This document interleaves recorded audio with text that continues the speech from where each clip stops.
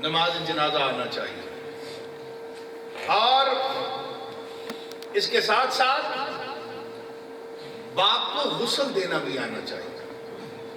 دیہاتوں میں تو پھر ماحول بہتر ہے، شہروں میں بڑا برا حال ہے، ہم روزانہ دیکھتے ہیں۔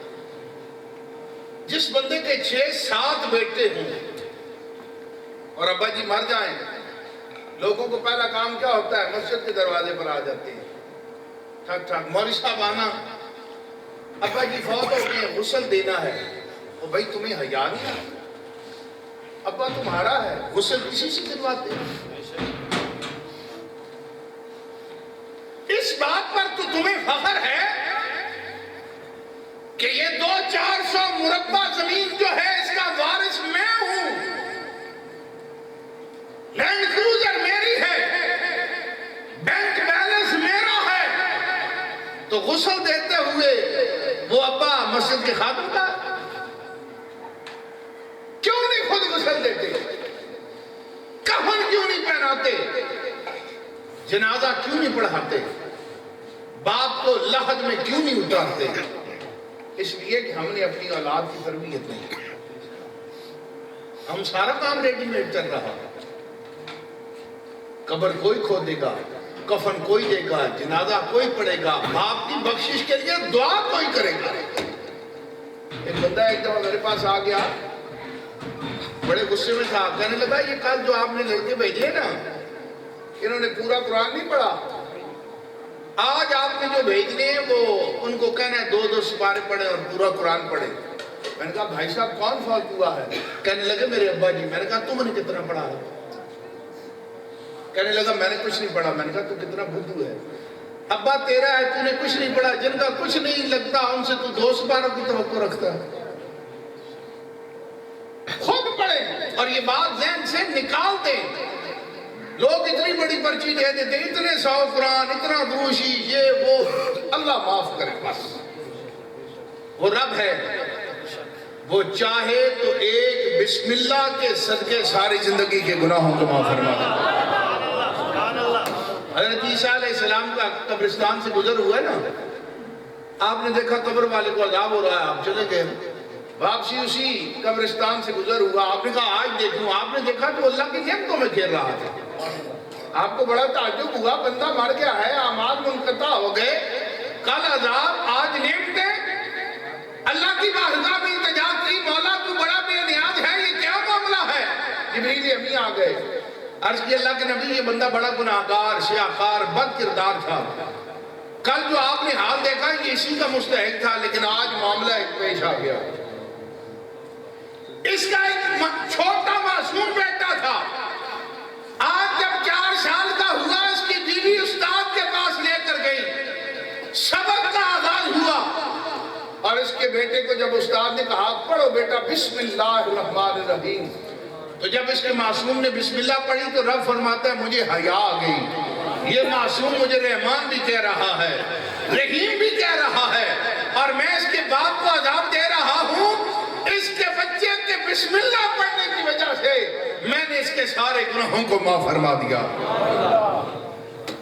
اچھا اس نے ایصال ثواب کے لیے نہیں پڑھا، اس نے سبکن بسم اللہ پڑھا۔ اگر سبکن بیٹا بسم اللہ پڑھے تو اللہ ساری زندگی کے گناہ معاف کر دیتا ہے، تو جو بیٹا ایصال ثواب کے لیے الحمد سے لے کر والناس تک پڑھے۔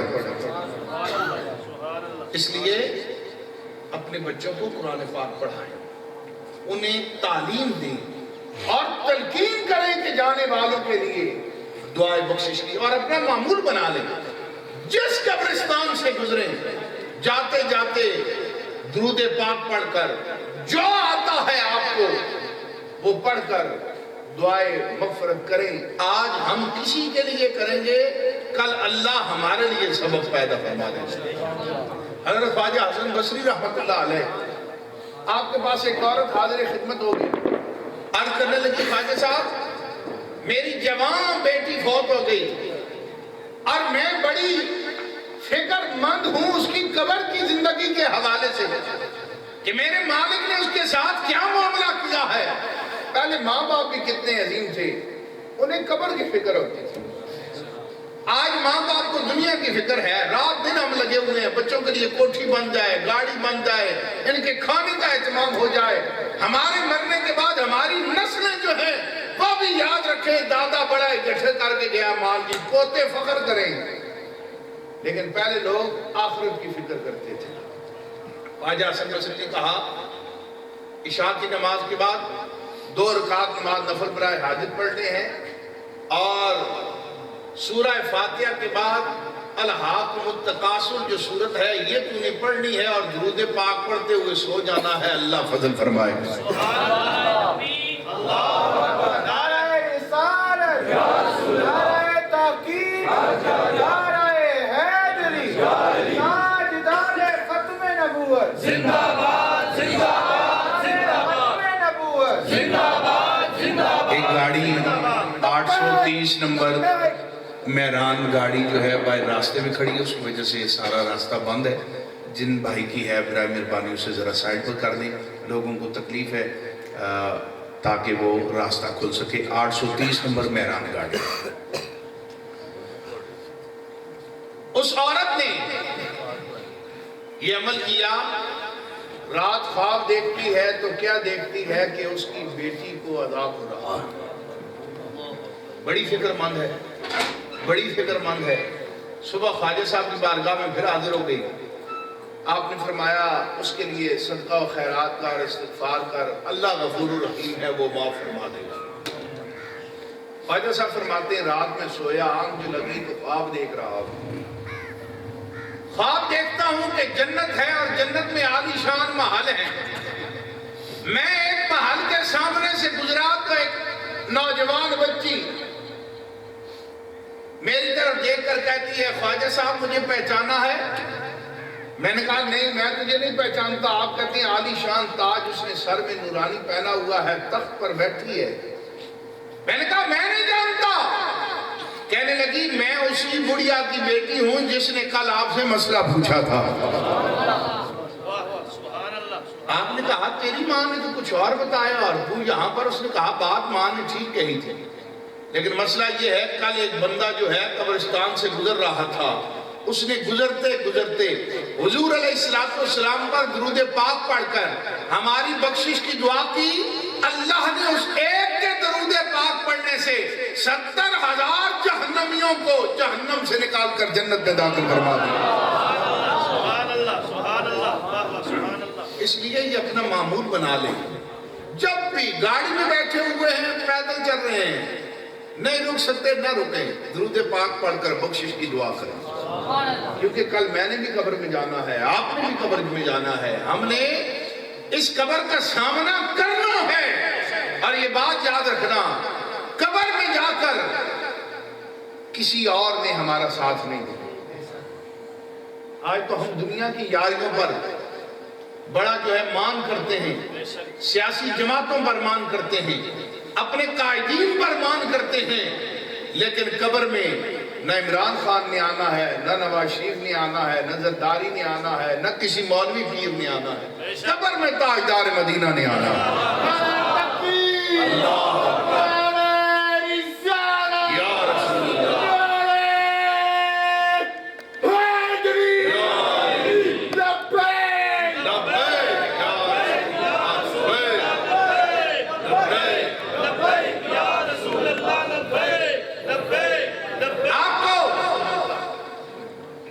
موجودہ دور کی مثال دیتا ہوں، کیونکہ قرآن و حدیث ہمیں یاد ہی نہیں رہتا، ہم لبرلز کے بابیلے کا شکار ہو جاتے ہو جی یہ پرانی باتیں کرتے ہیں۔ یہ 21ویں صدی ہے۔ آئیے ہمارے ہاں ملک پاکستان میں ایک شخص کا 5-6 مہینے غالباً پہلے انتقال ہوا جس کا نام تھا ممنون حسین۔ جانتے ممنون حسین کو؟ کون تھا؟ وہ 5 سال آپ پر اس نے حکمرانی کی، صدر پاکستان، اور پاکستان کا سب سے بڑا عہدہ ان کے پاس تھا یا نہیں؟ صدر پاکستان تھے، مر گئے، جنازہ کتنے بندوں نے پڑھا؟ وہ کہتا 5، وہ کہتا 7، چلو جی 7 بندوں نے پڑھا جنازہ۔ معلوم یہ ہوا کہ عزت بڑے عہدے سے نہیں ملتی. واہ واہ واہ. پاکستان کے پرچم میں لاش کو لپیٹنے سے عزت نہیں ملتی. ایک صدر پاکستان ہے اور جنازہ 7 بندے پڑھتے ہیں اور ایک معمولی کانسٹیبل ہے جنازہ 7 لاکھ بندہ پڑھتا.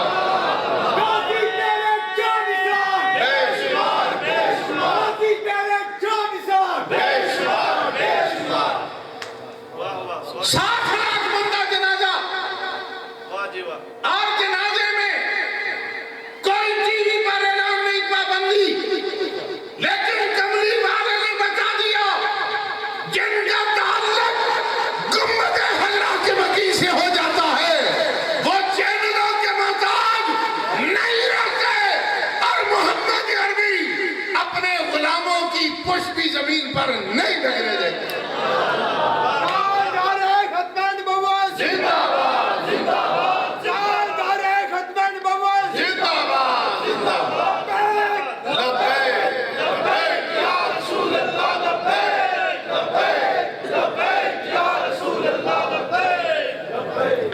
اچھا ممکن ہے آپ کو کوئی بندہ کہہ دے نون لیگ والے ہمارے بھائی ہیں, کوئی بات نہیں, سمجھ دیر سے آتی ہے, کسی کو زندگی میں آ جائے گی, کسی کو قبر میں جا کر آئے گی, لیکن جیسے زندگی میں آ جائے گی شاید روز محشر رسول اللہ سے شرمندگی سے بچ جائے گا. بات اتنی سی ہے. کوئی آپ کو کہہ دے گی کرونا کی وجہ سے صرف 7 بندے آئے, میں نے کہا ممنون حسین صاحب دنیا سے گئے تو کرونا تو ختم ہوا جا رہا تھا. کرونا کی بات نہیں, اگر کرونا کی بات ہوتی تو اسی پاکستان میں ایک بندہ اس وقت کیا جب کرونا پیک پر تھا, لیکن محمد عربی نے یہ بتا دیا ہے کہ پیرا ختم نبوت پر دیتا رہا ہے, ہم نے عزتیں عطا فرمانی. 1,60,00,000 بندہ جنازے میں آئے یا نہیں آیا؟ کسی نے ماسک پہنا ہوا تھا, میں نے تو کوئی نہیں دیکھا. میں نے تو نہ کوئی افسر وہاں دیکھا نہ پولیس والا دیکھا. معلوم یہ ہوا گنبد خضرا کے مکی نے بتا دیا, اور تاجدار گولڑا پیر مہر علی شاہ کی وہ بات سچ ثابت ہو گئی کہ جو ختم نبوت کا کام کرتا ہے اس کی پشت پر محمد عربی کا ہاتھ ہوتا ہے.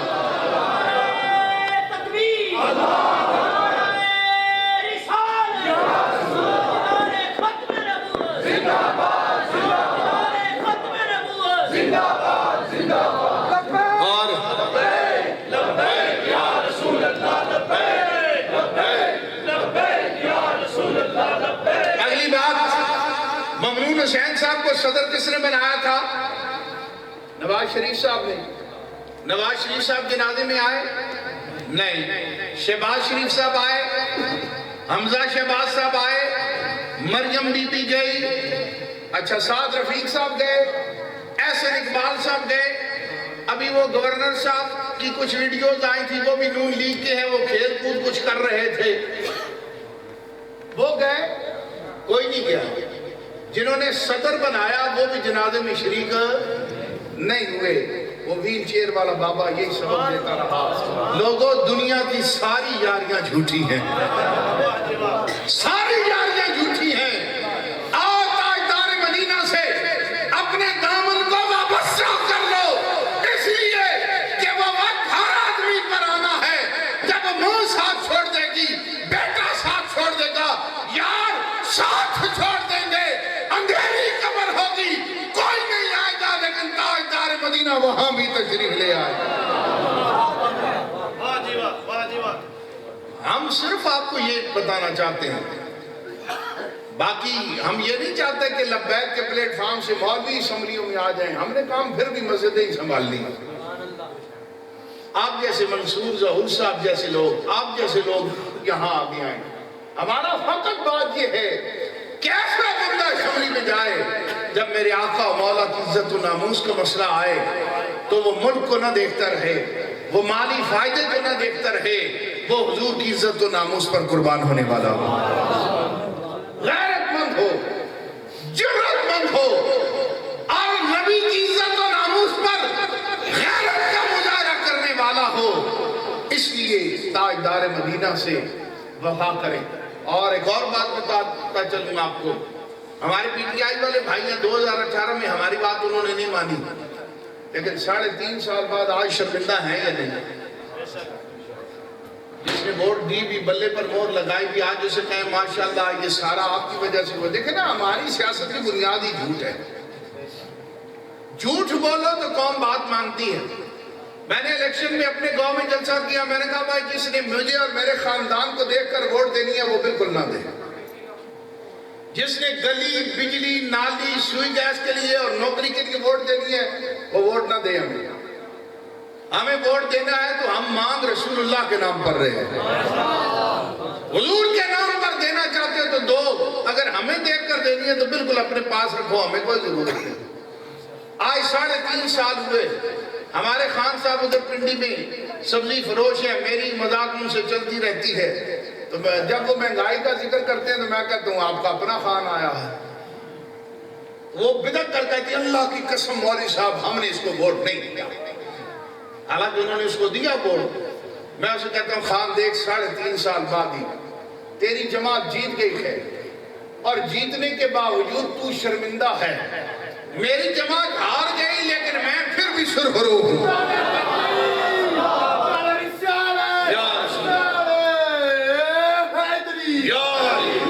میں نے کہا میری جماعت ہار گئی لیکن میں آج بھی فخر سے کہتا ہوں میں نے ووٹ لبیک یا رسول اللہ کو دیا ہے. کیوں؟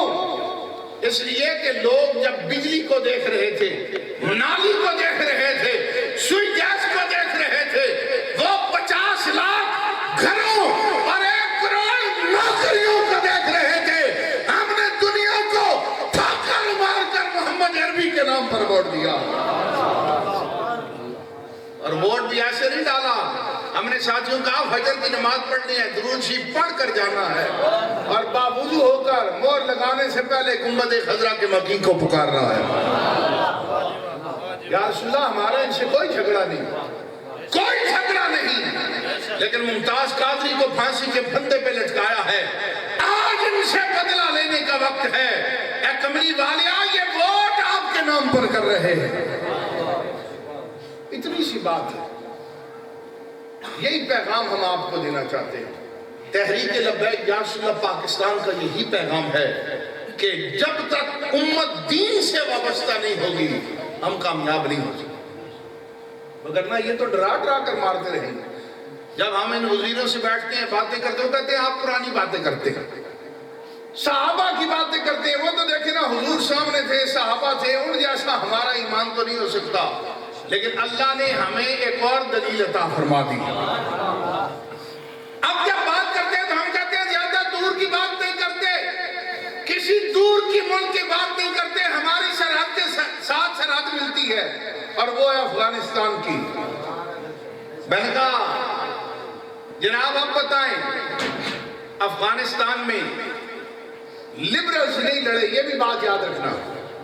سیاستدان اور لبرل جب ملک اور قوم پر مشکل وقت آتا ہے بھاگ جاتے ہیں. ابھی بھی افغانستان سے بھاگے یا نہیں بھاگے؟ 60,000 مولوی، مدرسوں کے طلبہ، ایک پاؤں میں جوتی ہے ایک میں نہیں، کپڑے پھٹے ہوئے ہیں، خشک روٹی کھا رہے ہیں، کوئی ایٹم بم نہیں، کوئی میزائل نہیں، کوئی F-16 نہیں. ساری دنیا کے ساتھ 21 سال لڑتے رہے، اللہ نے انہیں فتح خبر مانی. اگر نہ وہ بھی کہتے ساری دنیا ہی ہمارے خلاف ہے، نہ پاکستان ساتھ، نہ سعودیہ ساتھ، نہ قطر ساتھ، کوئی اسلامی ملک بھی ساتھ نہیں، ہم نہیں لڑ سکتے. لیکن انہوں نے قرآن پورا پڑھا ہوا تھا. ان الذین قالوا ربنا اللہ ثم استقاموا، جنہوں نے کہا اللہ ہمارا رب ہے اور اس پر استقامت اختیار کی. تتنزل علیہم الملائکہ، پھر اللہ ان پر ملائکہ نازل فرما دیتا ہے. قوم کو کھڑا ہونا پڑے گا. آپ بیدار ہو، نبی سے وفا کریں، کسی لیڈر سے وفا نہ کریں. جب ہم تاجدار مدینہ سے وفا کریں گے یہ ہو نہیں سکتا تاجدار مدینہ ہم پر کرم نوازی نہ فرمائے.